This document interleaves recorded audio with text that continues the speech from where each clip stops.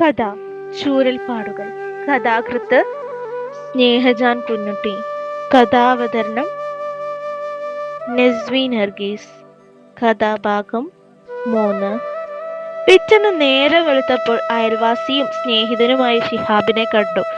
ഇന്നലെ നടന്ന സംഭവങ്ങൾ അവൻ ഷിഹാബിനോട് പറഞ്ഞു. ഷിഹാബ് 5 രൂപ കൊടുത്തപ്പോഴാണ് അവന് സമാധാനമായത്. അന്നും പതിവ് പോലെ ഷാജിയും ഹസനും മജീദിനെ കാത്ത് ഗേറ്റിനരികിൽ ഉണ്ടായിരുന്നു. കണ്ടപ്പോൾ തന്നെ ഹസൻ മജീദിനോട് കാശ് ചോദിച്ചു. ഇന്നാ നിന്റെ 5 രൂപ, ടിക്കറ്റിന് 3, ബസിന്റെ 2. അവൻ കീശയിൽ നിന്നും കാശെടുത്ത് കൈകളിൽ വെച്ചു കൊടുത്തു. ഗേറ്റ് കടന്നപ്പോൾ അഷറഫും റഷീദും നടന്നു വരുന്നു. ഇപ്പൊ സമരമൊന്നുമില്ലേ? മജീദ് ചോദിച്ചു. പോടാ, പോയി 4 അക്ഷരം പഠിക്കടാ, അവര് പറഞ്ഞു. ചമ്മിയ മനസ്സോടെ അവൻ ക്ലാസ് റൂമിലേക്ക് പോയി. പെൺകുട്ടികളെല്ലാം ക്ലാസ് റൂം അടിച്ചു വൃത്തിയാക്കുന്ന തിരക്കിലായിരുന്നു. തന്റെ പുസ്തകം കെട്ടി ഡെസ്കിന് മുകളിൽ വെച്ച് അവൻ പുറത്തിറങ്ങി നിന്നു. ബെല്ലടിക്കാൻ ഇനിയും 10 മിനിറ്റ് സമയമുണ്ട്. വരാന്തയിലൂടെ ചൂരലും ചോക്കുമായി 10 നൗഷാദ് നടന്നു വരുന്നു. നല്ലവനായ പഠിപ്പിസ്റ്റെന്നാണ് അവനെ സ്കൂളിൽ അറിയപ്പെടുന്നത്. മജീദിന് മൈൻഡ് പോലും ചെയ്യാതെ അവൻ നടന്നുപോയി. മണ്ഡല സ്കൂള് മൊത്തം അവന്റെ തലയിലാണെന്ന അവന്റെ ഭാവം മജീദ് മനസ്സിൽ പറഞ്ഞു. അപ്പോഴുണ്ട് തൊട്ടടുത്ത 10B ഫിഹാറും നൗഫലും മുന്നിൽ വഴി തടഞ്ഞു നിൽക്കുന്നു. നൗഫൽ ചെറിയ ചിരിയോട് ചോദിച്ചു. തേവർ മകൻ എങ്ങനെയുണ്ടായിരുന്നടാ?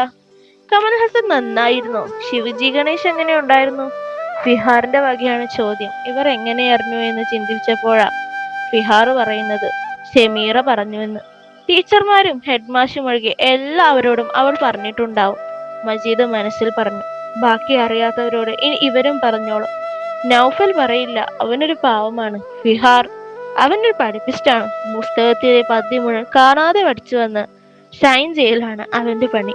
അതിന്റെ ഒരു ചെറിയ നകളിപ്പ് അവന്റെ മുഖത്തുണ്ട്. പെട്ടെന്ന് ബെല്ലടിച്ചു. എല്ലാവരും ക്ലാസ്സിൽ കയറി.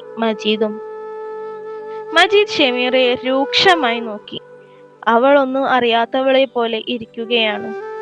അങ്ങനെ ആദ്യ പീരീഡ് കഴിഞ്ഞു. അടുത്തത് ഭാസ്കർ മാഷിന്റെ മലയാളം ക്ലാസ് ആണ്. മജീദ് സന്തോഷിച്ചു. പദ്യം പഠിച്ചു വരേണ്ടത് ഇന്നലെയല്ലേ, ഇന്ന് ചോദിക്കില്ലല്ലോ. അപ്പോഴാണ് മാഷിന്റെ ശബ്ദം കേട്ടത്. ആദ്യം പഠിക്കാത്തവർ എഴുന്നേറ്റ് നിൽക്കുക. മജീദ് തൊട്ടടുത്തിരുന്ന് സുനിൽ കുമാറിനെ നോക്കി. ഇന്നലെ മാഷ് ലീവായിരുന്നടാ, സുനിൽ കുമാർ പതുക്കെ പറഞ്ഞു. മജീദിന്റെ തലയിൽ ഉൽക്ക വന്നു വീണയച്ച പോലെ തോന്നി. പെൺകുട്ടികളെയും ആൺകുട്ടികളുടെയും പഠിപ്പിസ്റ്റുകളെല്ലാം ഇരിക്കുന്നു. മജീദും ഷാജിയും ഹസനും ഉൾപ്പെടെ ബാക്കിയുള്ളവരെല്ലാം എഴുന്നേറ്റ് നിന്നു. ആദ്യം തന്നെ മജീദിനെയാണ് മാഷ് അരികിലേക്ക് വിളിച്ചത്. മാഷിന്റെ ട്രെഡ് മാർക്കായ അടി തുടയ്ക്ക് തന്നെ കിട്ടി. മജീദിന്റെ ചാട്ടം കണ്ട് ക്ലാസ്സിലുള്ള എല്ലാവരും പൊട്ടിച്ചിരിച്ചു. സൈലൻസ്! ചൂരൽ കൊണ്ട് മാഷ് ഡെസ്കിലടിച്ചു. ക്ലാസ് നിശബ്ദമായി. ഹണിക്കും സ്മിതയ്ക്കും ചിരി നിർത്താനാവുന്നില്ല. മാഷിന്റെ ഈ അടി കൊള്ളാതിരിക്കാനാണ് ഇന്നലെ ക്ലാസ് കട്ട് ചെയ്ത് സിനിമയ്ക്ക് പോയത്.